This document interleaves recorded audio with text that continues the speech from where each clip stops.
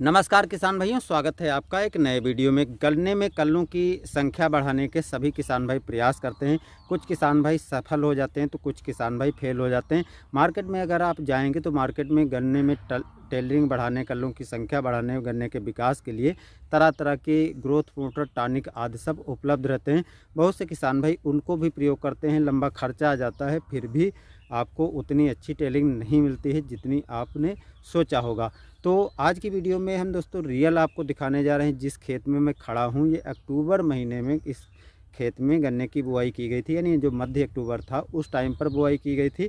और साथ में इसके सरसों की बुआई की गई थी, क्योंकि अक्टूबर महीने में सिंगल गन्ना कोई बुआई करना नहीं चाहता है। सब फसली यानी दूसरी फसल साथ में लेना चाहते हैं। और जब आप दूसरी फसल की बुआई कर देते हैं अक्टूबर महीने के गन्ने में, तो देखते हैं गन्ने का विकास वहीं रुक जाता है, क्योंकि टेम्परेचर धीरे धीरे डाउन होता चला जाता है। और जब टेम्परेचर डाउन होता है तो गन्ने का विकास रुक जाता है, पौधे छोटे छोटे उसी तरह से रह जाते हैं। और बाद में जब फरवरी महीना आता है तो थोड़ा जब टेम्परेचर बढ़ता है तब पौधा फिर से ग्रोथ करना चालू कर देता है। तो इसमें जो चीज़ें डाली गई हैं, जिस तरीके से इसमें कल्लों की संख्या बढ़ी है, मैं उस आधार पर आपको जानकारी दे रहा हूं, जिससे आपको कोई अतिरिक्त खर्चा किए बगैर अच्छे से कल्लों की संख्या बढ़ाने में काफ़ी हेल्प मिलेगी। वीडियो अच्छा लगे तो वीडियो लाइक कर देना, और चैनल पर नए हैं तो दोस्तों सब्सक्राइब भी कर देना। तो पहला काम किसान भाइयों, इसमें क्या किया गया, जो गोबर की सड़ी हुई कंपोस्ट खाद है उसको डाल दिया गया। अच्छी तरह से जुताई कर दी गई। जब मिट्टी भुरभुरी हो गई तो उसके बाद इसमें बुआई की गई। बुआई करते समय जो विशेष बात का ध्यान रखा गया, जो गन्ने की वैरायटी बुआई की गई है पहले हम बता देते हैं। इसमें जो गन्ने की बुआई की गई है वो CO 13-235 वैरायटी की बुआई की गई है, जो एक नई सीड्स है। और नया सीड्स जब किसान भाई बुआई करते हैं तो बिल्कुल पुरानी पद्धति के आधार पर नहीं करते हैं, यानी 3 आँख का टुकड़ा या 2 आँख का या 1 आँख का टुकड़ा काटते हैं, बड को काटते हैं, या 2 आँख 3 आँख का टुकड़ा काटते हैं। और जितनी दूरी की बुआई करते हैं उतनी ही आप गैपिंग रखते हैं, जिससे सीड्स कम लगे और ज़्यादा एरिया में आप बुआई कर पाएँ। और ये तरीके से नए सीड्स की बुआई किसान भाई लगभग हर किसान भाई करना पसंद करता है। सेम यही तरीका इसमें भी अपनाया गया। अब जब बुआई की गई तो बुआई जो है, बहुत से किसान भाई क्या गलती करते हैं कि बहुत गहरे कूड़ काट देते हैं, लेकिन इसमें हल्के उथले कूड़ काटे गए। उथले कूड़ काटने के बाद जो है गन्ने की बुआई की गई, साधारण विधि से बुआई की गई, कोई ट्रेंच या कोई नई तकनीकों के आधार पर बुआई नहीं की गई।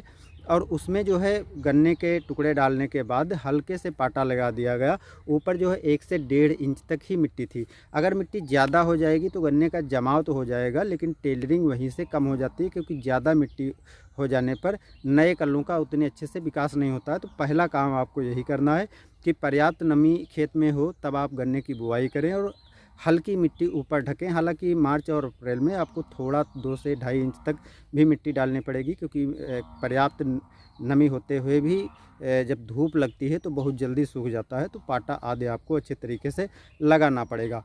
अब ये चीज़ तो कर दी गई, इसके साथ में सरसों भी डाल करके बुआई की गई, पाटा लगा दिया गया। पाटा लगाने के बाद सरसों भी काफ़ी अच्छे से जमा हुई। लेकिन बुआई के टाइम पर जो जो चीज़ें डाली गई वो भी चीज़ें आपको डालना है। देखो, पहली चीज़ तो नाइट्रोजन, फास्फोरस और पोटास की तो आपको पूर्ति करना है, वही चीज़ इसमें भी ध्यान रख करके पूरा किया गया। जो नाइट्रोजन, फास्फोरस, पोटास है, उसके अतिरिक्त जो है इसमें ह्यूमिक एसिड, जो ग्रोथ प्रोमोटर आते हैं, ह्यूमिक एसिड वाले आते हैं, उसको भी साथ में डाला गया। जो दानेदार ग्रोथ प्रोमोटर आते हैं उसका भी इसमें यूज किया गया। अब ये हमें नहीं पता है कि सागरिका यूज किया गया या दूसरा यूज किया गया, हालांकि ग्रोथ प्रोमोटर इसमें डाला गया था। अब ग्रोथ प्रोमोटर डालने के बाद सीधे गन्ने की बुआई की गई। और जब सरसों की सिंचाई करने का टाइम आया, तो क्योंकि अक्टूबर महीने में गन्ने की बुआई की गई थी, तो सरसों की फसल भी किसान भाई को लेना था। तो जब सरसों की बुआई के आधार पर ही सिंचाई इसमें पहले की गई। अब सरसों में हमारे वहाँ बहुत ज़्यादा तो 2 सिंचाइयाँ करने की आवश्यकता पड़ती हैं, और इस बार तो केवल एक ही सिंचाई से किसान भाइयों को काम चल गया, और बाद में बारिश वगैरह से बाकी पानी की पूर्ति हो गई। अब जब फसल पककर तैयार हो गई, सरसों की फसल पककर तैयार हो गई, उसको काट लिया गया। काटने के बाद जो है इसकी गुड़ाई कर दी गई, साधारण रूप से कुदाल आदि से इसकी गुड़ाई कर दी गई। और जिससे जो है, जो इसमें सरसों के वो लगी थी पराली, वो इसी में डाल दी गई गुड़ाई करके। आप यहाँ पर देख भी सकते हैं कि पराली वैसे ही पड़ी हुई है, जो बाद में सड़ करके खाद का काम भी कर जाएगी।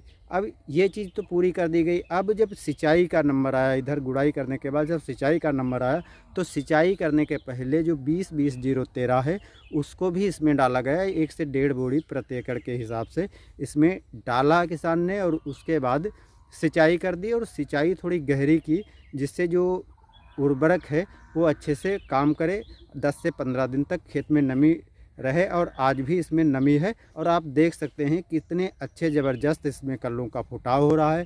लेकिन यदि हम गिनती करके दिखाएं तो हम आपको खेत में पूरे दिखा रहे हैं, ऐसा नहीं कि अकेले इस पौधे में या इस पौधे में, आप कहीं भी देख सकते हैं। सब में जो है 8 से 10 तक कल्ले का फुटाव हुआ है। किसी भी पौधे में आप देख सकते हैं 8 से 10 तक कल्लों का फुटाव हुआ है। और ये ज़बरदस्त कल्ले इसलिए निकले हैं, जो तरीका मैंने आपको बताया है कि उसी तरह से निकले हैं। और इसमें आप देख सकते हैं कि इधर जो मैंने बताया था कि इसमें जो है इस बार फिर से जो है 20-20-0-13 का उर्वरक को डाला गया है, तो वो अभी भी आप देख सकते हैं यहाँ पर पड़ी हुई है।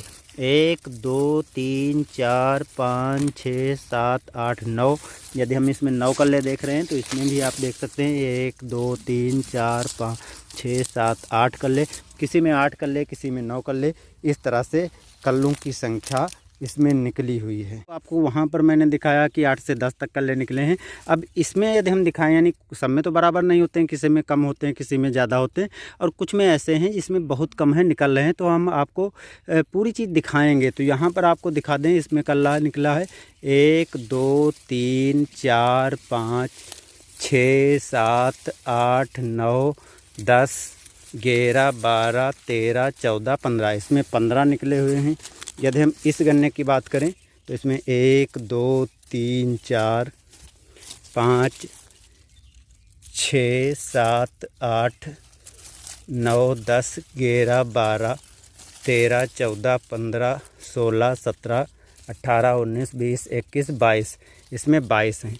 अब ये कुछ ज़्यादा ग्रोथ कर गए हैं तो उसमें 22 हैं, कुछ कम अभी किया है तो उसमें भी आप देख सकते हैं कि 1 2 3 4 5 1 2 3 4 5, यानी इसमें अभी 5 या 5-6 निकले हैं और इसमें निकल रहे हैं।